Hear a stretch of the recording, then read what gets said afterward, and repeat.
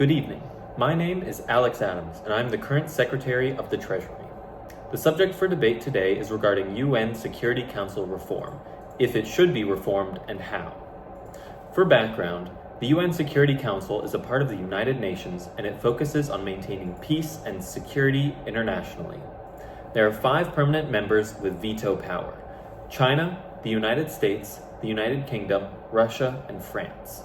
The purpose of the veto power is to make sure that the global superpowers stay in the UN, because if one of them did not approve of a policy decision that they would have to follow, they would simply leave the United Nations, which would immediately weaken its strength and could lead to the dissolution of the organization in general.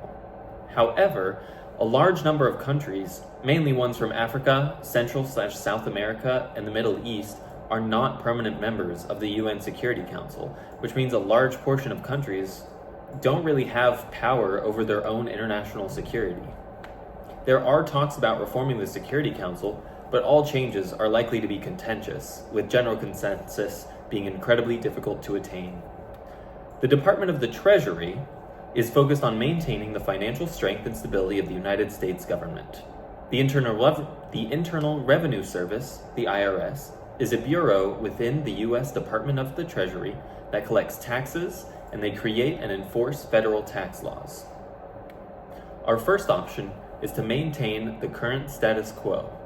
This would maintain the large amount of power and strength that the US currently has.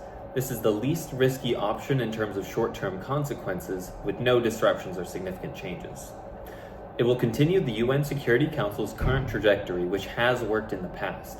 However, this fails to address the concerns and issues that have been brought up regarding the organization's shortcomings in peacekeeping.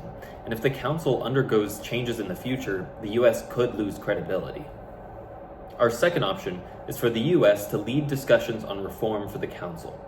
By taking the lead in changing the Security Council, the US would be able to utilize its position to reform the Council in a way that would benefit the US.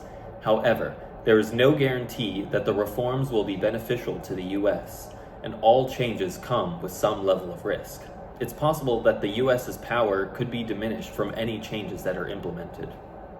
The third and final option would be to continue to endorse the idea of reform, but without taking concrete steps to actually reform the UN Security Council. This could generate goodwill and positive support from nations that are not present in the current Security Council.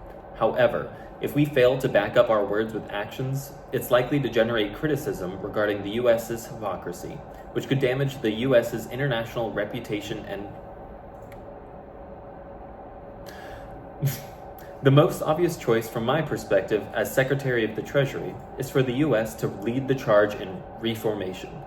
It's the riskiest choice by far, but through careful deliberation on who deserves to be a member of the Security Council, we can work together to make our world more peaceful and secure.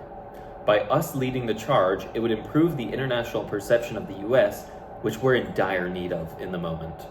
By improving our reputation, it would open up new opportunities for free trade from new allies that have been made by us giving our support to ratify them as either permanent or non-permanent members of the Security Council. This free trade would benefit the Department of the Treasury by stimulating the economy, introducing new goods and services, and increasing tax revenue.